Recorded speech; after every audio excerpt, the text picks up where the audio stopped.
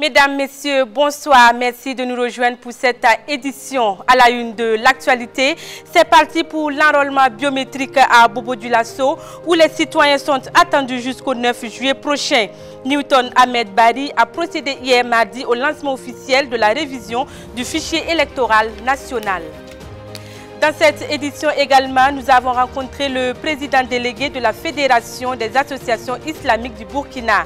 Il nous parle de l'impact de l'annulation du Hajj 2020 sur les agences de voyage. Nous l'entendrons dans ce journal. L'avènement d'un écho à 15 est-il toujours possible au sein de la CEDEAO? Les 5 pays qui disposent de leur propre monnaie y tiennent, mais ils manifestent un refus catégorique d'un écho rattaché à l'euro et garanti par le Trésor français, l'option défendue par Alassane Ouattara et l'UEMOA.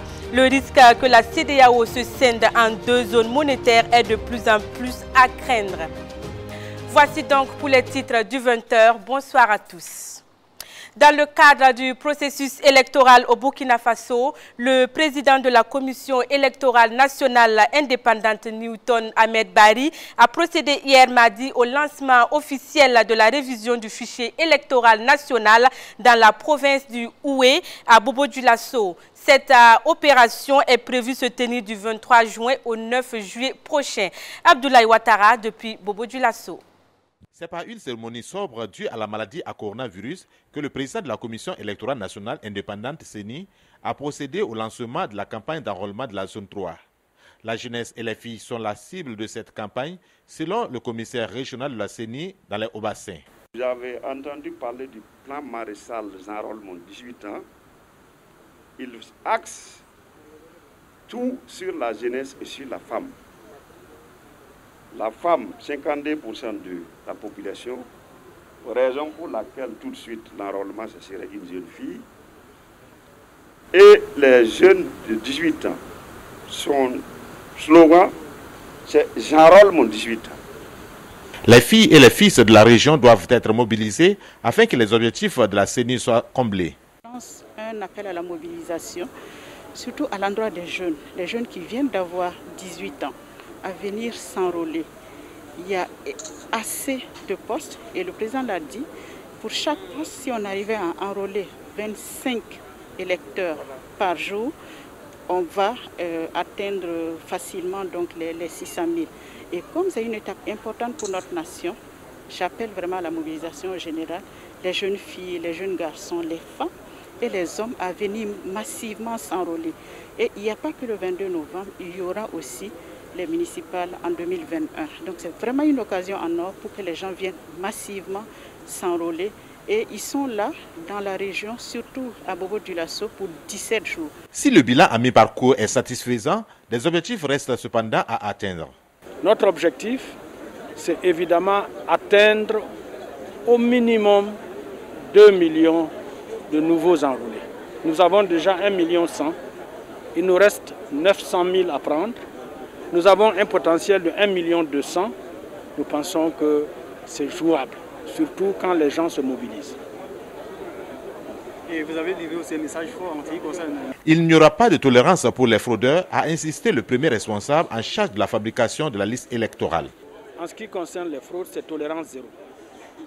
Aussi bien pour ceux qui enfreignent la loi dans le transport des électeurs que les éléments que nous engageons dans le processus d'enrôlement, les OPK et les superviseurs.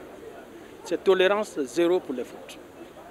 Les zones dites rouges ne seront pas à l'abandon. Des mesures idoines seront prises afin de faciliter les inscriptions, précise Newton Ahmed Bari. Nous avons dit qu'aucune partie du Burkina ne sera laissée en rade. Nous allons terminer avec ces 3 provinces et ensuite nous allons dès le 9 juillet repartir dans les zones difficiles. Nous allons examiner cas par cas et demander au gouvernement de nous aider en élevant le niveau de sécurité pour que l'enrôlement puisse se faire. Le président de la CENI, avant de mettre le cap sur la région des Cascades, est allé visiter des postes d'enrôlement dans la commune de Bama.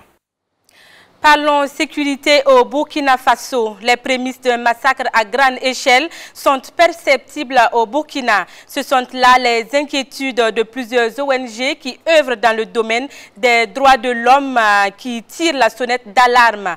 Dans un communiqué publié récemment, des ONG dans leurs conclusions craignent que si rien n'est fait, le risque qu'un massacre ethnique à grande échelle pourrait bientôt devenir une réalité. On voit de quoi il est question avec Gildas Da.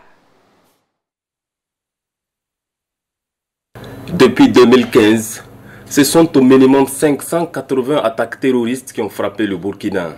580 attaques, dont 221 contre les FDS et les groupes d'autodéfense, causant ainsi 436 morts à leur niveau.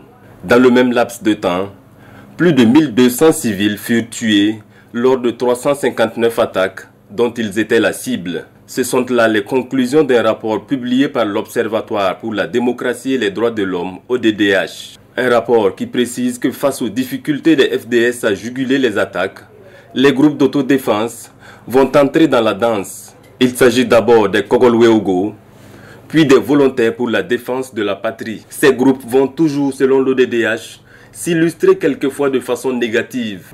Témoins les événements de Yirgou, considérés par l'ONG des droits de l'homme comme les signes avant-coureurs d'un nettoyage ethnique. Et au vu de la démultiplication des attaques sur le terrain, le Burkina semble être rentré de plein pied dans l'œil du cyclone et plongé dans un cercle vicieux.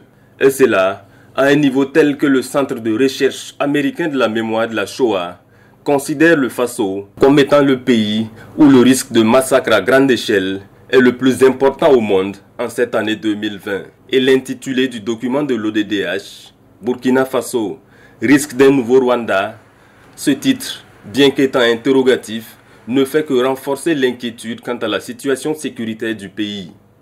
Pour preuve, le djihadisme au Burkina Faso est devenu endogène depuis 2017. À cette date, se forment des groupes extrémistes constitués d'éleveurs, d'agriculteurs victimes d'injustices foncières, en plus des bandits et des populations stigmatisées. Ces groupes vont s'insurger contre les autorités en combattant surtout l'État burkinabé sous toutes ses formes, précise l'étude. Pour l'ODDH, Ouagadougou n'est en rien l'objectif de ces bandes. Leur objectif serait plutôt le changement du système et de l'ordre établi. Ils cherchent des zones où ils peuvent bénéficier d'une certaine autonomie et de la reconnaissance des populations. Comprenez par là, créer des zones qui vont échapper au contrôle de l'État burkinabé. Il faut donc éviter de tomber dans un piège à la rwandaise, la stigmatisation et le nettoyage communautaire. Pour cela, l'étude propose une série de recommandations, à savoir doter les FDS de moyens nécessaires pour combattre le terrorisme dans le respect des lois. L'ONG demande aussi la suppression des milices civiles et des volontaires pour la défense de la patrie. À défaut, il faut renforcer fortement leur encadrement. Enfin, elle appelle les partenaires internationaux à ne pas financer les unités de FDS coupables de graves violations des droits de l'homme. Notons que le document dont il est ici question est basé sur des rapports d'entretien réalisés avec diverses sources. En somme, l'étude de l'ODDH s'appuie sur des informations récoltées par des ONG telles Amnesty International, le collectif contre l'impunité de la stigmatisation des communautés CISC et Human Rights Watch. Nul doute que la réaction de l'autorité burkinabé ne se fera pas longtemps attendre. Autre point dans cette édition, le procès sur l'affaire de recrutement frauduleux au sein de la Caisse nationale de sécurité sociale, session 2018, a débuté hier au tribunal de grande instance à Ouagadougou. 2 prévenus étaient à la barre pour répondre des faits qui leur sont reprochés. Il s'agit entre autres d'actes de substitution, de copies d'examen et de complicité de fraude. Le point de ce procès avec Alain Koulibaly et Bassirou Sawadogo. Le procès à charge de recrutement frauduleux à la Caisse nationale de sécurité sociale suit son cours au tribunal de grande instance de Ouagadougou. Première à se tenir à la barre, Dame Natacha Ouedraogo, l'épouse du directeur des ressources humaines de l'institution à l'époque des faits, lui-même inculpé dans cette affaire. Des faits qui sont reprochés à Dame Ouedraogo, la substitution de sa copie d'examen, preuve de sa participation à l'œuvre frauduleuse. Le parquet et la partie civile reprochent à l'accusé d'avoir subtilement remplacé sa copie d'examen avec une autre, de connivence avec son mari. Des accusations que la prévenue nie en bloc, prétextant son innocence, bien que le témoignage de la correctrice ait démontré des irrégularités dans la copie incriminée. Des suspicions de fraude attribuées également au sieur Martinien Ilboudo, membre du comité de surveillance et de délibération à l'examen. Lui aussi appelé à comparaître à la barre. Ils disent qu'ils ne reconnaissent pas les faits. Pour la femme du DRH par exemple, qui visiblement dont la copie a été reprise par elle-même, elle ne reconnaît pas avoir repris sa copie, alors qu'il ressort clairement des notes de la correctrice qu'elle a eu 10, alors que la copie reprise porte la note de 13. La correctrice dit je ne reconnais pas ni l'écriture sur la note, je n'écris pas comme ça, je ne fais jamais, je ne corrige jamais une copie sans faire d'observation ni de soulignement, la signature n'est pas la mienne. Voilà, ça c'est vraiment... Et quelqu'un vient vous dire avec une preuve qui crève les yeux que il n'y a pas eu de fraude. Bon, vous voyez que je dis, ils se défendent mais de la mauvaise manière. Et par rapport à Ilboudo Martinien, lui aussi, c'est la même chose. Bon, mais vous savez, c'est à des degrés variables. Donc, lui aussi, il était un acteur clé du processus et nous estimons que ces éléments de fraude ayant été commis, bon, ça n'a pas pu être ignoré de lui. Le procès a également connu la participation d'un enquêteur de l'autorité supérieure de contrôle d'État et de la lutte contre la corruption, en la personne du sieur Célestin Yamego, venu répondre du rapport d'enquête produit par son institution. Un rapport qui dénonce une négligence dans le processus de recrutement, corroboré par un certain nombre d'irrégularités, au nombre desquelles le manque de référence légale. Toute chose qui impute la faute au premier responsable de la CNSS, selon la défense. Voilà un concours qu'on a organisé sans référentiel. Alors, s'il n'y a pas de référentiel, on ne sait pas qui fait quoi. Hein? On ne sait pas qui fait quoi dans ce concours. Vous avez vu, entre deux étapes, qui fait quoi pour la seconde étape? Il n'y en a pas. On construit le jury est constitué pour les épreuves. Bon, le jury de surveillance. Si le jury de surveillance finit là, qu'est-ce qui se passe avant le jury de correction? Et qui fait quoi en ce moment? Rien. Donc, dans cette étape-là, vous allez accuser qui? Si on dit à fraude, c'est que ça vient d'eux. Il faut trouver les responsables de cette fraude-là. Parce que ce qu'on a traduit devant le tribunal, c'est le menu fretin. Hein? Parce que je suis de l'organisation, donc je suis forcément l'auteur de la fraude. Ça, c'est pas juste. Selon la défense, nous disons qu'il y a eu négligence là. Il faut qu'on situe la responsabilité. Qui a été négligent finalement? Donc, eux, ils pensent que c'est la EG. Mais nous, ce n'est pas ça qui nous intéresse. Nous, il y a eu des actes matériels de commission d'infraction et il faut situer les responsabilités. Et nous avons dit que la fraude qui est réprimée par le code pénal, ce n'est pas la fraude qui est commise en l'absence d'agents de sécurité ou en présence d'agents de sécurité. Non. Dès lors que l'infraction de fraude est constituée, c'est fini. On ne cherche pas à savoir si c'est en présence d'un agent de sécurité ou c'est en son absence que vous avez commis ça. On s'en fout. Donc, bon, qu'il poursuive ou qu'il relève que la EG n'est pas poursuivie alors qu'elle a une responsabilité dedans, nous, ça ne nous dérange pas. Dans tous les cas, nous sommes sûrs qu'il y a eu une fraude et qu'il y a des auteurs. Maintenant, elle a été négligente. Ce n'est pas nous qui poursuivons, c'est le procureur qui poursuit. Si à l'issue de l'audience, le procureur décide de la poursuivre, il est libre, mais ça ne les discute pas pour autant. Le procureur peut la poursuivre et eux, ils vont rester dans les liens de la condamnation. Les débats auraient duré près d'une dizaine d'heures. Le procès reprend ce mardi 30 juin au tribunal de grande instance de Ouagadougou.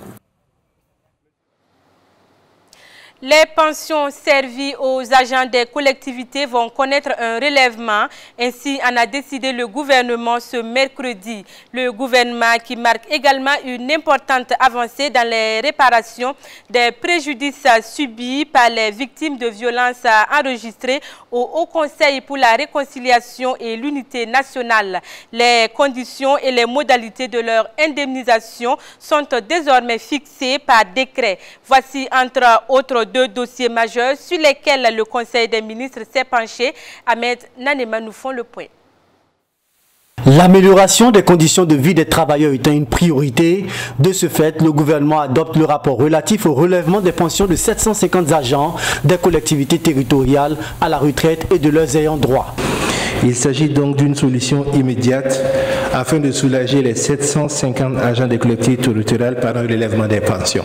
Il était également proposé pour un règlement définitif de la question, l'intégration de la question donc de la pension des agents des collectivités dans les travaux en cours menés par le ministère de la fonction publique et celui de l'économie et des finances pour ce qui est du niveau des pensions servies au Burkina Faso. Au titre des médias et du secteur de la publicité, deux mesures sont prises par l'exécutif, dont l'une relative à la subvention pour l'investissement ou le fonctionnement des dites structures. La première, c'est d'utiliser la subvention et les fonds qui sont au fond d'appui à la presse privée pour permettre aux entreprises de presse, mais également exceptionnellement pour cette année 2020, aux entreprises de publicité, de pouvoir faire face à la situation. La seconde mesure en faveur des médias et structures publicitaires est en rapport avec la réduction des 50% des redevances de la TNT et de l'ARCERP. La deuxième mesure, c'est l'abattement de 50% qui a été annoncé sur la redevance TNT en ce qui concerne les télévisions privées et sur la redevance ARCEP en ce qui concerne la presse audiovisuelle, notamment la radio. Les insuffisances constatées au cours de l'exécution des contrats plans conduisent le gouvernement à adopter un décret portant adoption d'un référentiel d'élaboration de l'exécution des contrats plans conclus entre l'État et les sociétés d'État. Les différentes assemblées générales, notamment celle de 2017, ont relevé des insuffisances dans la mise en œuvre des contrats plans, avec un recours excessif à ces contrats plans, une incohérence entre la programmation financière des contrats plans et celle de l'État central, une absence de cohérence d'ensemble, tant au niveau de la politique globale et sectorielle qu'au niveau réglementaire. Donc l'adoption de ce décret qui va poser donc le référentiel doit nous permettre d'avoir une forme encore plus contraignante dans la recherche d'une gestion axée sur les résultats. Quant à la reprise des frontières terrestres, ferroviaires et aériennes, le porte-parole du gouvernement précise que des précautions seront prises comme celle du dépistage obligatoire des différentes entrées du Burkina. On poursuit ce journal. Le changement du franc CFA vers la monnaie unique ECO est aujourd'hui menacé. Ce projet, dont l'adoption est prévue au cours du mois de juillet, fait aujourd'hui l'objet d'un rejet de la part de plusieurs États membres de la CEDEAO. Après le président nigérien Muhammadu Buhari, qui a manifesté son opposition à ce que l'entrée en vigueur de cette monnaie unique se fasse en deux temps, ce fut au tour de son homologue guinéen de s'inscrire dans la même mouvance et de poser des conditions fermes. Dans un communiqué daté du 23 juin 2020, il est révélé que le président de la République de Guinée, Alpha Condé, a demandé des concertations entre les 15 chefs d'État membres de la CEDEAO. Mais il a précisé que la Guinée ne saurait adhérer en aucun cas à une zone monétaire sans les 15 États. Cette position est claire. Le président du Nigeria n'a manifestement pas apprécié l'attitude de son homologue de la Côte d'Ivoire, Dramane Ouattara, et ses pairs de l'UEMOA de vouloir adopter l'ECO en remplacement du franc CFA, même s'il dit être attaché à une union monétaire dotée des fondamentaux appropriés. Le Millennium Challenge Corporation, MCC, a approuvé lors de son conseil d'administration le 17 juin le deuxième compact pour le Burkina Faso pour une durée de 5 ans. Doté d'une enveloppe de plus de 279 milliards de francs CFA, ce deuxième compact sera principalement axé sur l'électricité pour diminuer son coût, faciliter son accès et améliorer sa qualité. Le MCC a posé des conditions de bonne gouvernance pour la mise en place du programme. Il demande entre autres que tous les projets affichent un taux de rentabilité économique supérieur ou égal à 10%. La mise en œuvre du compact va démarrer en 2021.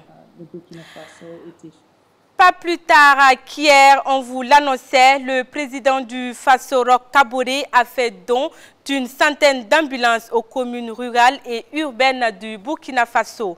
Vous l'aurez certainement remarqué, sur l'une des ambulances figurait une affiche du président Kaboré, une affiche qui est très vite devenue sujet à polémique. Elle a suscité l'indignation de plus d'un. Mais sur cette affaire, les avis des Ouagavillois divergent, comme vous le verrez dans ce reportage de Judith Chimadi et de Constantin Sieda. Une affiche du président du Faso Roch Kaboré sur l'une des 185 ambulances du programme présidentiel soulève la polémique. Depuis hier, l'affaire est virale sur le net. Des Burkinabés en font une tartine, c'est le cas par exemple de Ladibama. Quelle honte! Même Blaise Compaoré n'était pas tombé aussi bas, peut-on lire sur sa page Facebook. Même son de cloche chez le ballet citoyen qui s'indigne contre ce qu'il qualifie de campagne déguisée. Et ce matin encore à Ouagadougou, l'affaire animait les débats.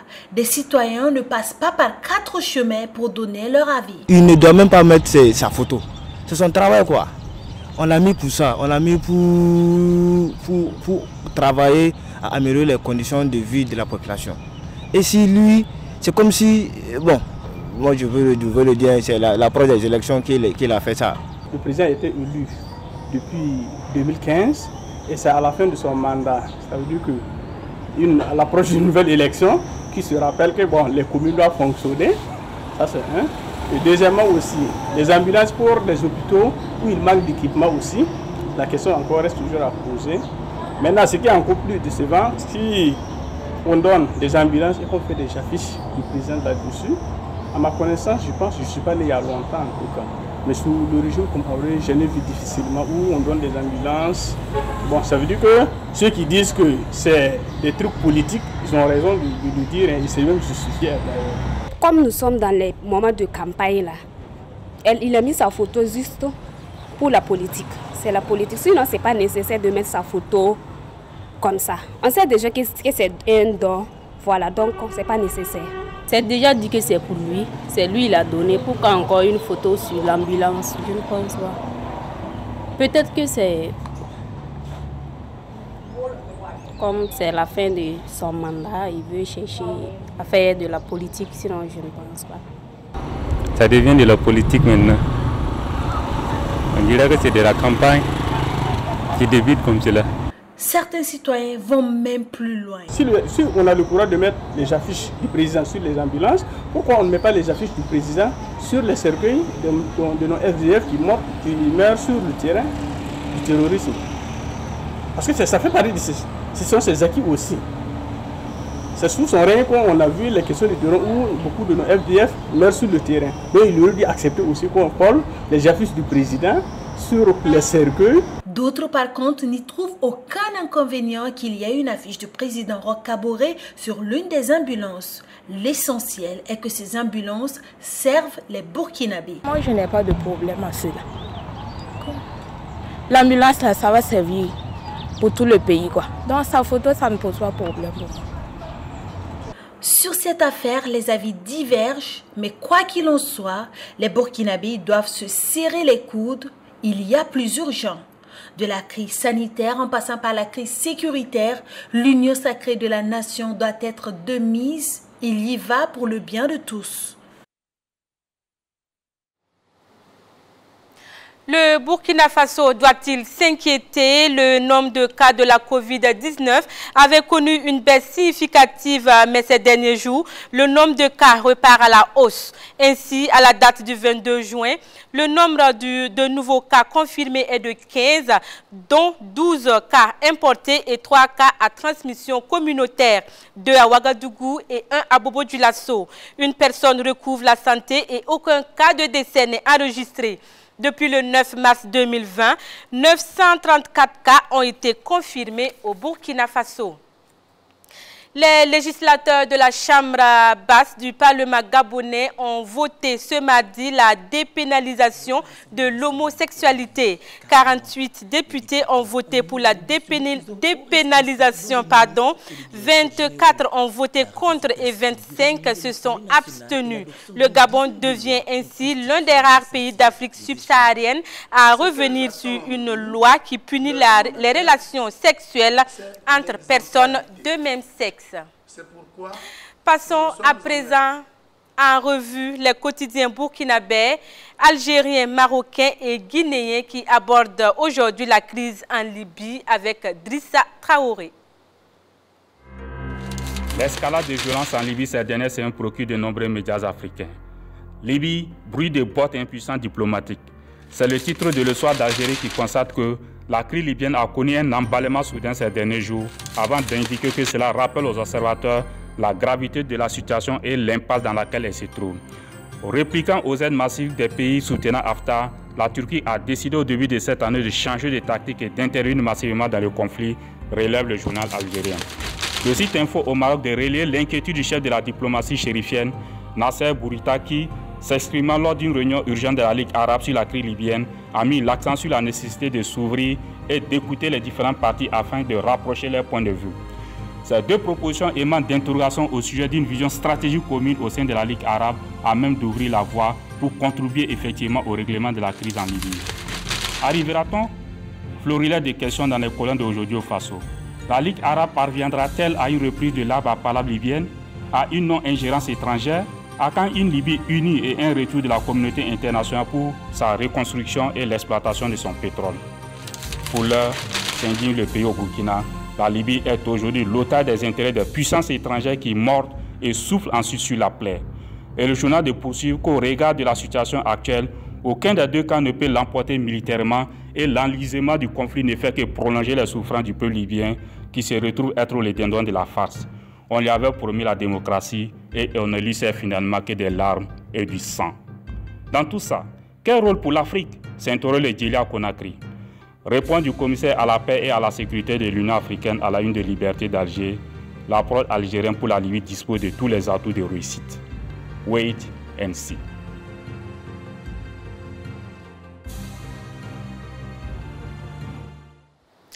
Parlons Hajj 2020 pour clore cette édition. Chaque année, le Burkina Faso enregistre plus de 8000 pèlerins. L'annulation cette année va avoir un impact négatif sur le chiffre d'affaires des agences de voyage. Cette perte n'est cependant pas une fatalité au regard du nombre de pèlerins qui va quasiment doubler l'année prochaine. Plus de détails dans cet entretien que nous a accordé le président délégué de la Fédération des associations islamiques du Burkina, Ahmed Nanema et Bachirou Sawadogo. Ils sont nombreux chaque année à vouloir accomplir ce vœu ou encore ce rêve. Cependant, les portes du Royaume d'Arabie Saoudite leur sont fermées pour cette année. Le pèlerinage à la Mecque se fera à huis clos, si l'on peut le dire ainsi, pour raison de coronavirus. Une nouvelle non reluisante pour les agences de voyage du Hajj au Burkina Faso. On a actuellement plus de 70 agences agréées et que le quota, on est autour de 8000 pèlerins par an actuellement. Certainement, effectivement, avec l'annulation de cette année, ça va accroître le nombre l'année prochaine, certes. Et malgré le nombre, je crois, Inch'Allah, les gens pourront gérer et contenir ce nombre. Comme il y a plusieurs agences, certainement, ils vont arriver à les contenir. L'accès à la Mecque reporté à l'an prochain pour les pèlerins du 4 coins du monde va permettre aux agences de voyage d'avoir plus de clients. Et ça va donner beaucoup plus de travail aux agences. Et que vous savez, comme je l'ai dit tantôt, les agences de voyage, en majorité, sont des gens qui sont soit des religieux, soit des encadreurs, anciens encadreurs, soit des imams ou des prêcheurs qui ont créé des agences pour gagner un peu de revenus. Donc ça a créé plus de 700 voire 1000 emplois que les agences ont créés. C'est des emplois en majorité temporaires, mais ça fait vivre beaucoup de gens actuellement. Donc plus il y a des pèlerins, plus ces gens peuvent s'épanouir. Pour le président délégué de la Fédération des associations islamiques du Burkina, la FEB, la pandémie de la Covid-19 a contribué à ramener de nombreuses personnes vers Dieu. Tous les pays ont la Covid-19, donc C'est une pandémie qu'on ne peut pas décrire. On pourra seulement, en tant que croyant, dire que c'est peut-être aussi une occasion d'interpeller les gens à Dieu et à la dévotion et à la foi. Vous savez, on vit dans un monde matérialiste. Les gens ne pensent à l'argent, au pouvoir. On ne pense pas souvent au Créateur ni à la religion. Riyad se prive d'une importante source de revenus en limitant le Hajj aux pèlerins résidant en Arabie Saoudite. Chaque année, le pèlerinage à la Mecque rapporte environ 12 milliards de dollars au royaume, participant considérablement à l'économie saoudienne. Voilà, c'est ce qui met fin donc à notre édition du soir. Merci de votre attention. Excellente soirée à tous et à demain.